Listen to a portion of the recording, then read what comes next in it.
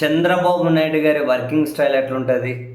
ఏదైనా ఒక నిర్ణయం తీసుకోవాలి అంటే వాళ్ళ పత్రికలు, టీవీ ఛానళ్ళ ద్వారా ఫస్ట్ ఒక చర్చ పెడతారు, లీకులు ఇస్తారు, చర్చ పెడతారు. దాని మీద పాజిటివ్ చర్చ జరిగితే ఆ నిర్ణయం అమలు చేసేస్తారు.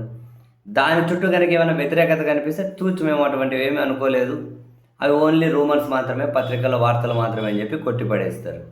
సో సొంత పత్రికలు, టీవీ ఛానళ్ళు ఉండడం అనేది ఇది ఒక రకంగా చాలా పెద్ద బలం అయిపోతుంది.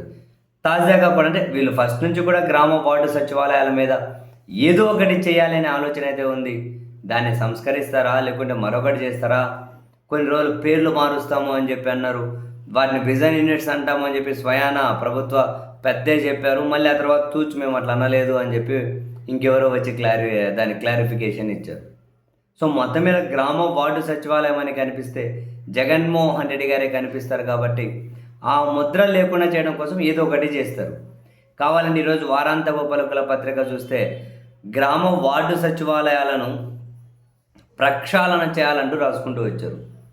ఇది కూడా అదిగో ఇటువంటి ఏమంటారు, ఇటువంటి స్ట్రాటజీలో భాగంగానే ఆ ప్రభుత్వం వీళ్ళతో రాయించేస్తారు. పాజిటివ్ చర్చ జరిగితే నిర్ణయం తీసుకుంటారు, వ్యతిరేక చర్చ జరిగితే లేదు మేము అట్లేం అనుకుంటలేము అని చెప్పి అంటారు. దీని మీద Andhra Pradesh government employees federation chairman Venkatramireddy గారు కూడా ఒక ప్రకటన విడుదల చేశారు.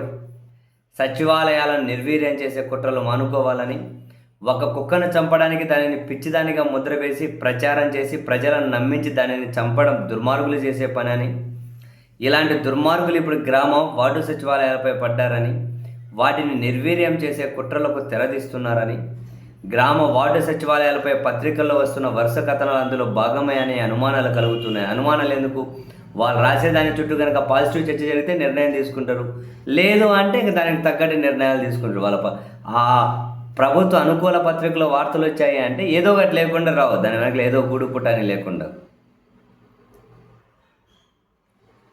అయితే గ్రామ వార్డు సచివాలయాలను ప్రక్షాళన చేయాలంటూ అంటే టీడీపీ అనుకూల వారాంత పలుకుల పత్రిక వాళ్ళు రాసిన కథనాన్ని తీవ్రంగా ఖండిస్తున్నామని, ఈరోజు ప్రజలకు ప్రభుత్వం అంటే సచివాలయమే కనిపిస్తుందని, వారికి ఏ సర్టిఫికేట్ కావాలన్నా, ఏ పథకం అమలు కావాలన్నా గ్రామ వార్డు సచివాలయాలని ఆశ్రయిస్తున్నారని, ఇప్పటి వరకు 12 కోట్లకు పైగా సేవలు సచివాలయాలు ప్రజలకు అందించాయని, కరోనా, వరదలు, తుఫాన్లు వంటి విపత్తులు వచ్చినప్పుడు గ్రామ వార్డు సచివాలయాలు అందిస్తున్న సేవలు వెలకట్టలేనివని, అలాంటి సచివాలయాల పనితీరు బాగాలేదన్నట్లు, అందులో పనిచేస్తున్న ఉద్యోగుల పనితీరు తప్పుపడుతూ ఆ పత్రిక రాసిన కథనం ఉద్యోగుల ఆత్మస్థైర్యాన్ని దెబ్బతీసేలా ఉందని, ఐఏఎస్ ఐపీఎస్లని వైపీఎస్ వైఏఎస్ అని రాసే ఆ పని చేస్తారు వాళ్ళు. ఇంకా అట్లాంటిది గ్రామ వార్డు సచివాలయ ఉద్యోగుల ఆత్మస్థైర్యం గురించో ఇంకేదో వాళ్ళు పట్టించుకుంటారేంటి మాస్టరు?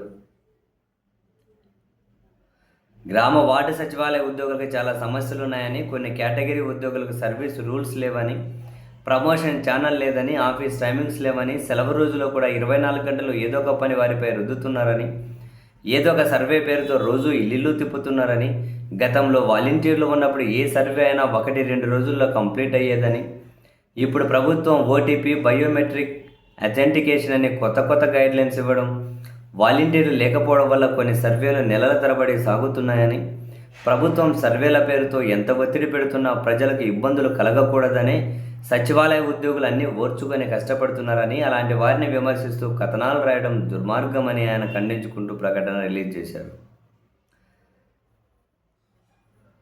సో ఎనీహౌ వాళ్ళు రాసుకుంటూ వచ్చారు అని అంటే దాన్ని ఏదో ఒక ఆలోచన మొత్తం మీద అయితే ఆ సచివాలయాలు అనేదాన్ని సంస్కరణ పేరుతోనా లేకుంటే మరొక పేరుతోనా దాన్ని అయితే ఏదో ఒకటి చేస్తారనిపిస్తుంది. మరి ఏం చేస్తారన్నది వెయిట్ చేయాలంతే.